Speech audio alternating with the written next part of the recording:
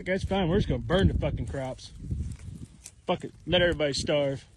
My taxes raised, and why do I have no one to work my farm? I do not understand this, and I know that this was not what Donald Trump meant to happen. I know that he doesn't want us good Trump supporter folks suffering, but we are. Donald Trump, please reverse this. I'm a white person. Oh my goddess, white people, leave black people alone about this plantation burning to the ground. Leave them alone. You don't get to tell them how to feel about it. You don't get to tell them how to react about it. Stop making videos about how sad it was that it burned down, and leave black people alone. Leave them alone. They have every right to feel their very valid feelings about this plantation burning down. Stop. You know what? Take this opportunity to learn something. Shut your mouth, open your ears, and listen to the videos and learn something. Practice a little empathy. God, white people are not okay. We are not okay. Hello brothers and sisters, I really hope you're all doing fine from wherever you are watching me from now. White Nebraska and Texas farmers are now threatening the black community online that they are going to burn down their farms and they are going to bring them into ashes. Now, what's really not happening this time around, because we are seeing a lot of rage in the people who voted for the current government in the United States of America. Now, why are they so much furious with the people who didn't vote for the same government but are silent and they are doing well? So let's watch this video, then have a really quick discussion at the end of it. Thank you so much. So I just want to talk about the plantation burning down and also share my experience, because I did tour some Louisiana plantations and I just want to talk about it. So let's start with the fact that I am deeply disturbed. I'm deeply disturbed by all the commentary, and let's just preface this by saying to be black in America is like to be in this never-ending horror film. Like, when does it fucking end? Like, when does it fucking end, you guys? And just to see all these plantation sympathizers and many of the comments that I've seen and read just disparaging us, you know, and then like, oh, this is just a historical monument. You guys should respect this. This is history.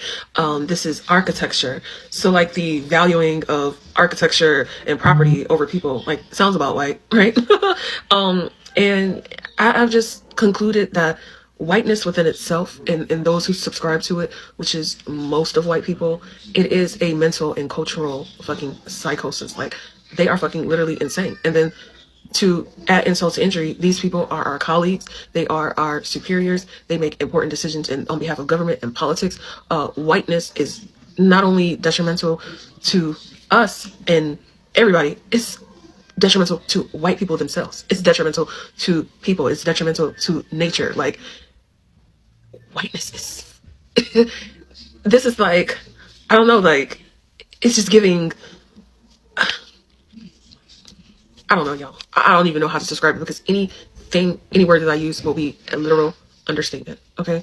So I'm just deeply bothered by all the commentary, and I'm sure many of you are aware, are see, I'm fucking up. Anyways, let's talk about my experience at Louisiana plantations, because I visited several, and I highly do not recommend. This is one of the worst experiences and worst mental mindfucks that I've ever gotten in my whole entire life, right? And let's just piggyback. When I called being black in America like a never-ending horror story, okay? We have to name the villain, the super villain, the most evil villain of all villains, fucking Gaslight, okay? Because that's just what this shit is in a nutshell. So, okay, I go visit these plantations. Now, I don't know what's going on now in terms of pricing, but when I went, it was $100, okay? 100 USD per plantation, you guys. Red flag number one, okay? So I go and tour the plantation. I'm on the tour bus, all white people except for me and the black tour, the black bus driver, tour driver, whatever. And y'all, he was fucking cooning, okay? So I'm already off on the wrong start. He was fucking cooning and kicking and cackling and kipping and coppling and fucking shaking and jiving and hippity hopping, okay, for them white people, and making all types of jokes about slavery, and they were fucking laughing, and I was fucking, how y'all say, sliding against the wall? I was sliding down my chair in utter embarrassment and utter disbelief, okay? So we get to the plantation, the first plantation. First thing on the plantation is a entry to a gift shop, okay? They are selling all sorts of antebellum fucking trinkets, and none of it has anything to do, nothing remorseful. It's all like, this is some type of, I don't know, like fucking historical romance novel, the best one on Book Talk or something. I'm like, you literally can't make this shit up. I'm like, oh man, this is just getting, what Barry White said, deeper and deeper. Okay. So then on the plantation tour, the angle is more so about the industry of the sugarcane, and from the perspective of the slave owner, but they didn't really talk about slavery. It was more so of like, these were just some good old enterprising folks, and it was insane. Then the only part that was about slavery, I believe this was Laura Plantation, was when they showed, like, basically said, like, this house, the structure was built by slaves in like 11 months, and you just seen the master craftsmanship, and just talking about like how it survived Katrina, it survived this, that, and the third, just masterful craftsmanship. This just shows and proves that these people weren't just random people off the streets in Africa. They were master craftsmen, very skilled people. You even seen like Roman numerals, like, so yeah, these enslaved people, yeah, they knew Roman numerals, so these were highly intelligent but unfortunate people. Okay, so next plantation. Oh man, you walk in, it's like like a dock or something with like this ferry boat. It was just like a good old antebellum fantasy. Then next thing you know, you got black people in there, y'all. Yes, y'all, black folks is working on the plantation. And this was just like a few years ago, really, 5 years ago, something like that. Serving the white folks, y'all, sandwiches of soups and drinks, and bringing out stuff to the white folks, and it was having a good old time. I did see like a little marriage or whatever. On the flyer, it was like a $500. I got the flyer somewhere. Best photo contest. Y'all, it was just like unfucking real. Okay, I was like, am I in the fucking Twilight Zone? And yet again, it was not like any talks of like slavery. It was just all about the goodness of the white folks and how enterprising they were. And this son went off and did that. This is like some American coming of age fucking Netflix film. Okay. The only plantation that got it right was Whitney Plantation. That's the only plantation that probably is getting it right in America. So it was just like a horror film, y'all. And like I said, this is just so deranged and so scary. Like, we have to be amongst these people. And I hate to say it, but I do have a deep distrust of white folks. And that's just really sad, because it's sad. Like, I do got, some white friends, but it's just sad. Okay. This is America, people. Like, if you could really put this shit in like a script and make it the best, the most scariest horror. Tiffany's Farm. So Tiffany's Farm is a YouTube channel. So I can't remember how I found the video, but I came across this video that we're going to see. It's from another YouTuber's channel, and I'll put the link in the description. So apparently there's a young lady and her father, I believe they're in Georgia, I believe, and they'll tell you in the video. And they brought a farm, and basically the white people in that area don't like them there.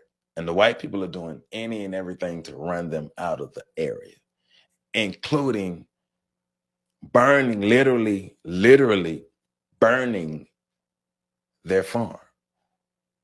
So let's get into it. Fight.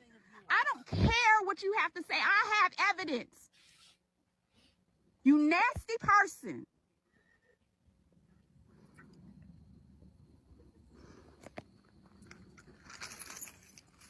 Just disgusting. You ought to be ashamed of yourself.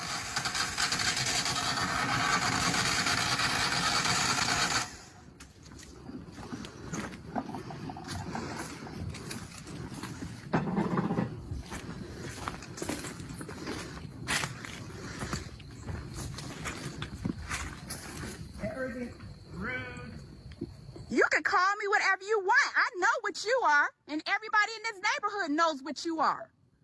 So this is a video of the That's gentleman. right. Walk to your own property. That guy was trying to destroy that farm. Trespasser, criminal. Let me tell you, this is. So it's starting off. That was the first part of the video, right? So that white guy on the lawnmower was trying to destroy their fence.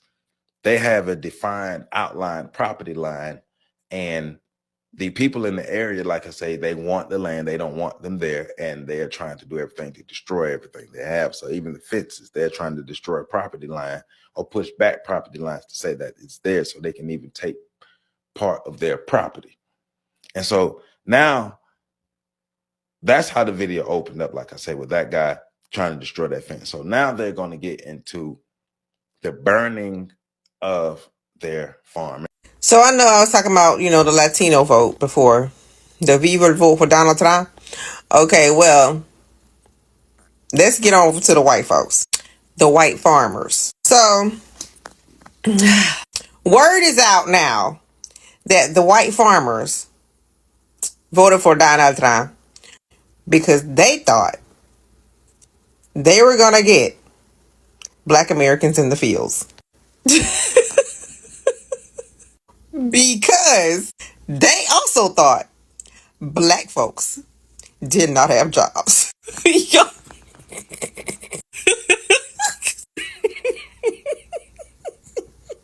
So when we put this all together, somehow the white farmers were convinced that Black folks don't have jobs. We don't work. we don't work. And so they voted for Donald Trump because they thought, okay, he gonna send them in the fields. So Donald Trump and them, with the whole Project 2025, said, okay, so we got to make this happen. So we got to cut these DEI stuff, all this DEI stuff, to put Black Americans out of work. When in reality, they put a bunch of white folk out of work just to get Black folks out of work. And so all these cuts that are happening are to try and harm Black Americans so much till they think that we're going to go into the fields. Now, when you think about that, that makes you double back and see why they want the Latinos out. Because the Latinos, right, to them, they are reproducing entirely too fast, okay? And so they're like, we got to get them out of here because Black Americans don't reproduce as fast as the Latinos. And so if we could get them out, then the Black Americans can take their place in the field. This is for real. And so now you double back to the Black jobs. They're taking your job. Yes, you got to double back to what he said. They're taking Black jobs, y'all. Like, they have all this down. Like, they have all this whole circle. So now let's go back to the farmers if you're still with me, okay? Because the white farmers, that's what they believed was going to happen. So if y'all got all that straight, this is the message to the white farmers. The last thing you want is for Black Americans to be in your fields.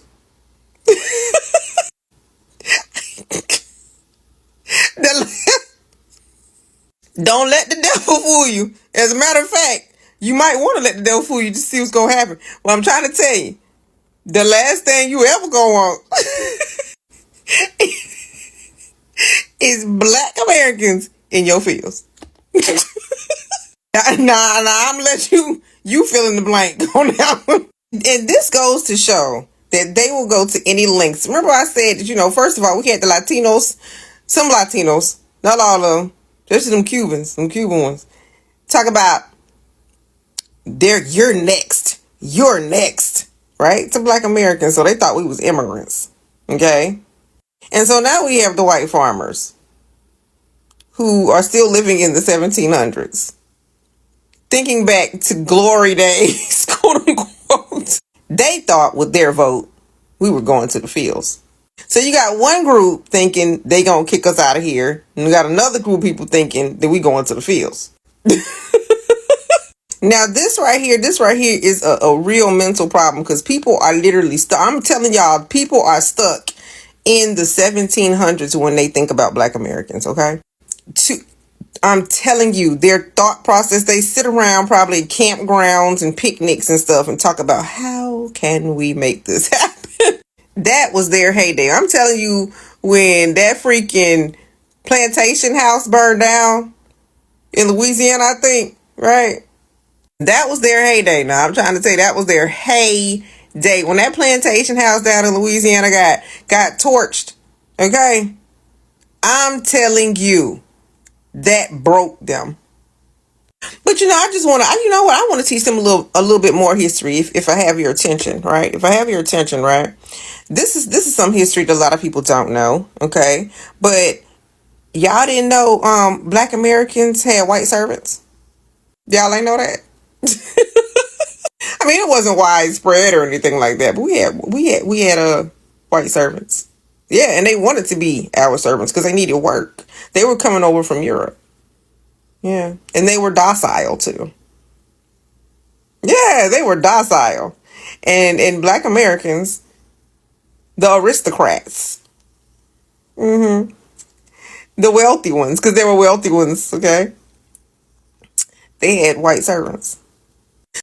White farmers to black farmers, the wealth transfer is taking place. Because of the racism of this government, we did not build a business based on handouts from the government or subsidies from the government. White farmers did. White farmers are crying. White farmers are getting their farms foreclosed on because they built their business off of money that Trump signed executive orders so they can't get. They built it off a trade with China that Trump is interfering with. So white farmers en masse are losing their money. Black farmers are not. What does this mean? Black farmers, you need to protect your land. They usually take your land through eminent domain, harassment, utility eminent domain, government eminent domain, highways, flooding, environmental reasons. So what do you need to do? So this is the funny part. If all of you black people were into our traditional spirituality, you would make a covenant with the land to always stay yours and always stay protected. That you will give to it and it will give back to you. You would make a contract with the land to always make sure it stays in your family. If you were into your traditional religions, you would put roots in those ground, and those roots would be made to ensure that your family and generations take root on that land and are never kicked out if you were into traditional African spirituality and root work. If you were in traditional spirituality and root work, you would surround and bless your land with the ash from its trees to make sure that no one can ever take it from you by any means necessary. If you were traditional African spirituality or our native spirituality, you would communicate with the trees and the grass and the earth and tell it to protect you from all enemies foul who might try to take it by force or by underhanded means. If you were into traditional spirituality, there's no way. There's so many ways that you can layer this and protect your land that they can't come from it. You guys are Christians and it's a weak religion. So what does that mean? That means black farmers, there's a wealth transfer, but you know the nature of this beast, and if you don't, shame on you. Shame on you for not knowing. If you know the nature of your beast, you know every time you get something and they don't have it, they'll come to take yours. So what are you going to do, black farmers, now to protect yourself? I am so sick and tired of you guys having another story about them doing eminent domain to take your land again. What are you going to do to protect it? What are you going to do to protect it? There's a wealth transfer going on. We know how they work. They're going to take what you have. They'll make up a BS reason. So what are you going to do to protect it this time during the wealth transfer? You're just gonna lose it again and sit there and cry? Because, like I said, I know my traditional spirituality. You're not taking anything from me. There are things working on my behalf that you have no clue about. So the wealth can transfer to me, but if you take it, it'd be the worst mistake you and your generation has ever had in your entire life. So I'm good, and I walk with that confidence.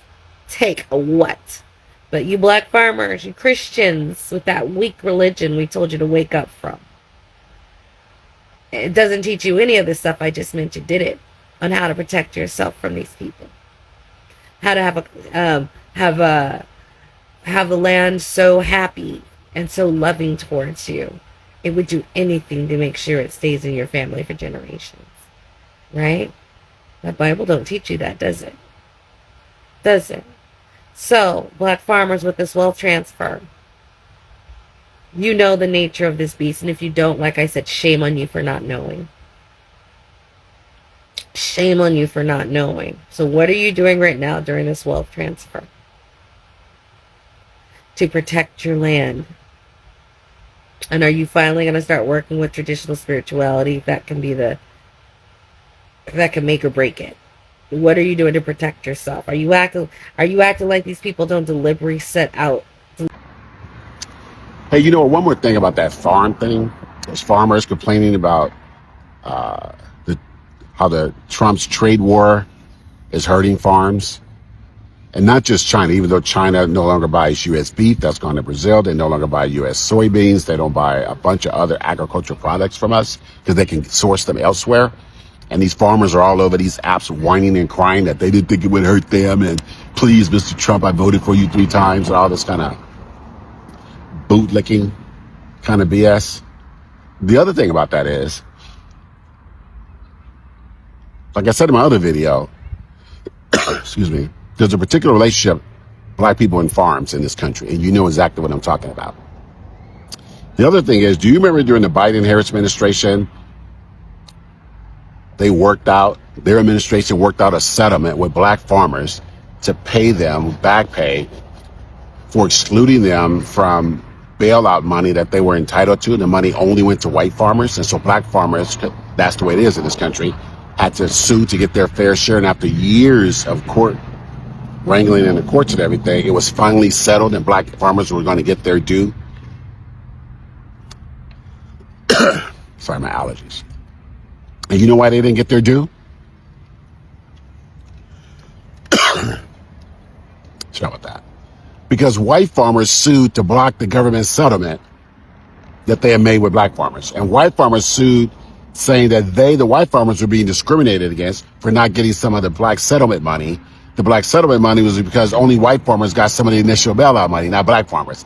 That's how twisted it is. So to the white farmers online whining about loss of business, threats to having their farms shut down and shut off, I say, fare thee well, good sirs.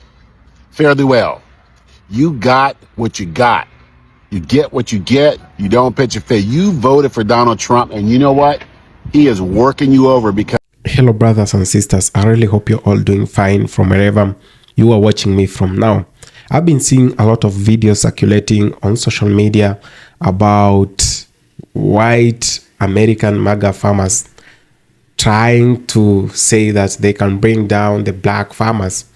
Now, there is no very clear evidence or credible evidence about this, because there is no farm which has been brought down to ashes. But when people are talking about this, and when the news are spreading so fast and people are making TikTok videos, I've seen farmers making TikTok videos of the same.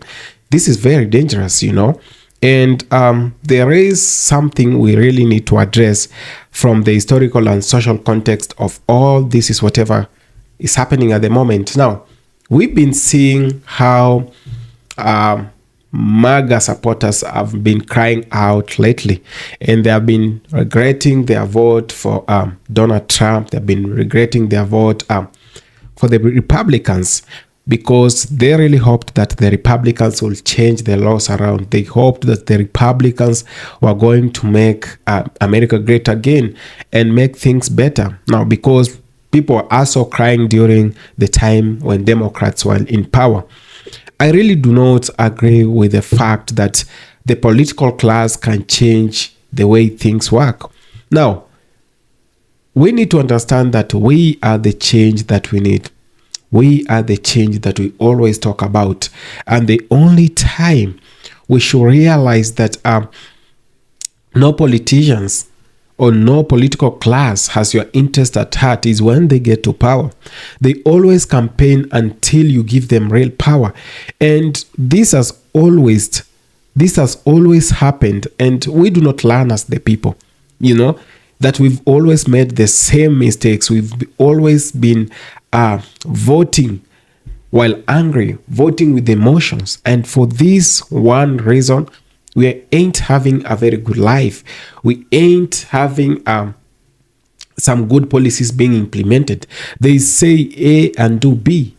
And whenever they preach about taking water while they take wine, they always blame the people, and they always turn around, gaslight the electorate, and someone else will use that against the others to come and try to coerce you into voting them into power.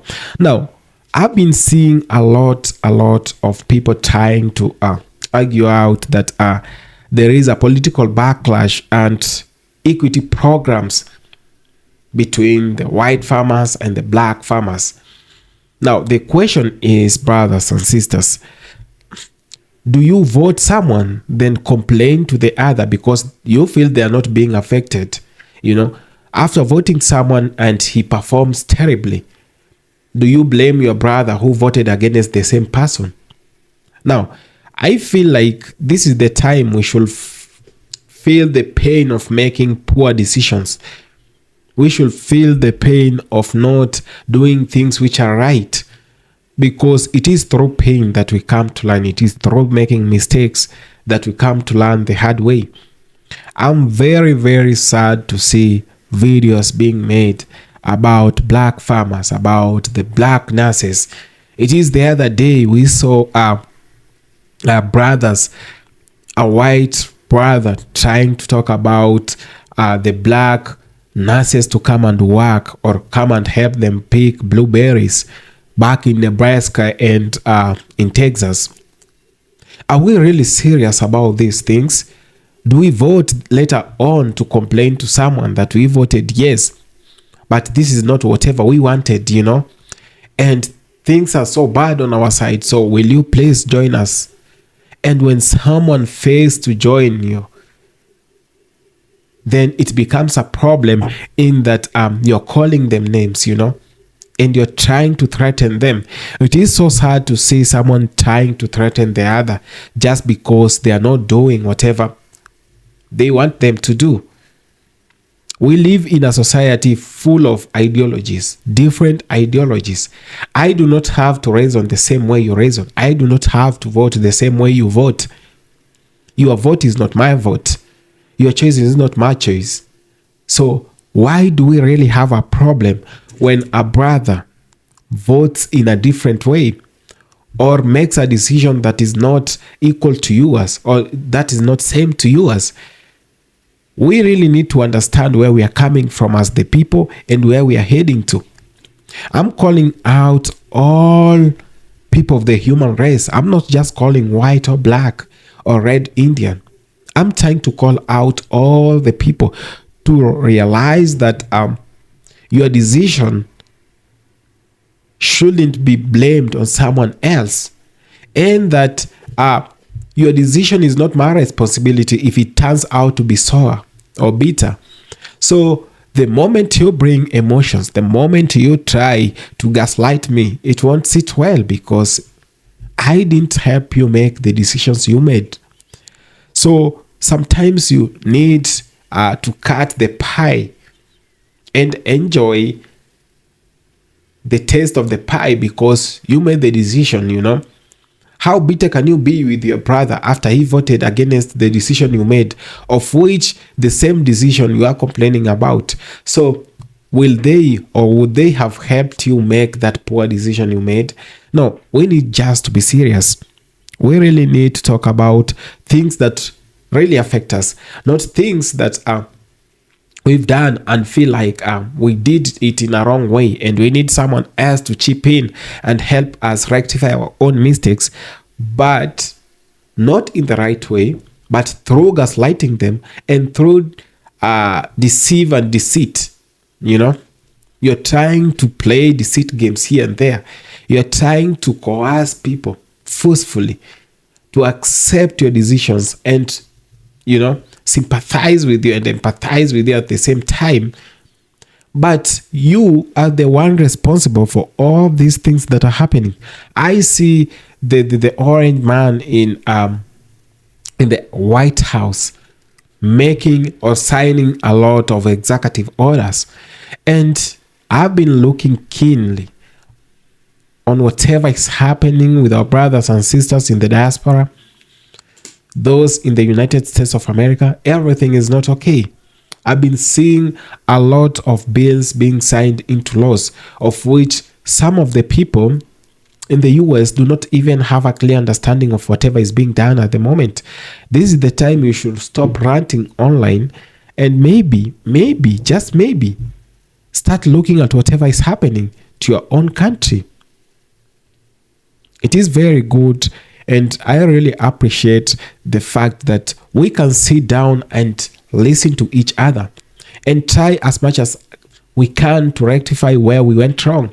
You know, most of the times people make mistakes, but they do not want to accept and acknowledge that they made mistakes. And it is for this reason that we've found ourselves in very dire situations, you know, that we found ourselves in situations that we really do not want anyone else to go through. I'm saying this because I've seen a lot happening in the recent times. I've seen a lot of laws being signed, a lot of bills being signed into laws, and some executive orders being signed, of which they ain't very favorable to you as a farmer. They ain't very favorable to you as a black business partner or a black businessman, you know. As to you as an entrepreneur in the US, they are not very good to those people who are paying mortgages, you know. It is just the other day that I realized the government is trying to scrap away, you know, most of the people in the US and those who earn low. The government used to pay, I think, 30% of the rent. Yeah. But coming from next year, I think you'll have to pay, or you'll have to settle 100% of your rent. And, you know, these are the things that are affecting people. And these are the things that are making people regret why they voted a certain group of individuals who just acknowledge, or who just say yes to any laws that come by, who just vote yes to any bill that surfaces on the floor of the house. So for how long are we going to vote bitterly? And for how long are we going to make these terrible mistakes at the ballot? Should we not sit down and discuss everything that is happening? We are going to have a very rough time. We are not going to have a society in the next coming days. You know, what are our children going to inherit? What are our brothers and sisters going to inherit? These are the questions that we need to sit down sometimes and try as much as we can to digest them. You know, if we are not going to be so serious with whatever is happening at the moment, we are losing it so fast. Now, look at the number of the people crying online. Look, the farms in Nebraska, the farms in Texas, the farms in Atlanta, Georgia, having no laborers to work. You know, shortage of labor is a very critical condition. It's a very, very critical matter at the moment. We've seen a lot of people crying out. We've seen the Nebraska ranchers. We've seen Texas ranchers. We've seen Texas farmers crying on the same thing, about the same thing, that they do not have workers. Now they're calling out the black nurses to come and help them pick blueberries. And who is going to nurse the people in hospitals? We voted, and people voted for things that they were going to be affected with, you know. Most of the people went and read the policies, read the agenda of the Republicans. But they went and voted ahead knowing that this is whatever they were going to expect. This is whatever Donald Trump was going to do. Exactly whatever he said. He's going to deport people. And most of the undocumented Latinos, undocumented people in the US were the ones who were working in these farms. Tell me how the population is going to survive if there will be shortage of food. Because when you have shortage of labor, in the farms, what do you expect? You expect the worst to come from that. And what if, just what if the worst comes out of this condition or this situation? And if that's the case, then how are the people going to survive? The prices of goods, food commodities will skyrocket. And for this one reason, the people in the middle class and the lower class are going to be affected badly. So it is my wish that next time as people make decisions, let the decisions be very sober. Let not anyone try to lure or coerce you into voting a bad thing just to punish the other. You know, the black farmers lost their land some years back, you know, and over 90% of their land was lost in the last century. And this is due to discriminatory practices and all this. And I wonder, when the majority of the people having land are crying out to the minority without land to help them, it's very sad, you know, very, very sad. So as much as we want to please our powers, as much as we want to please the people around us, the tensions I'm seeing in the MAGA era is very saddening. And the people who voted are crying. So this should be a lesson to all of us. Don't burn anything down yet, because bad things might be coming on. Thank you so much for having taken the time to watch this video. I really appreciate it. If it's your first time on this channel, please consider subscribing, sharing, commenting, and liking this video so that we might reach a bigger audience. Yes. And the message can reach the whole world. Thank you so much.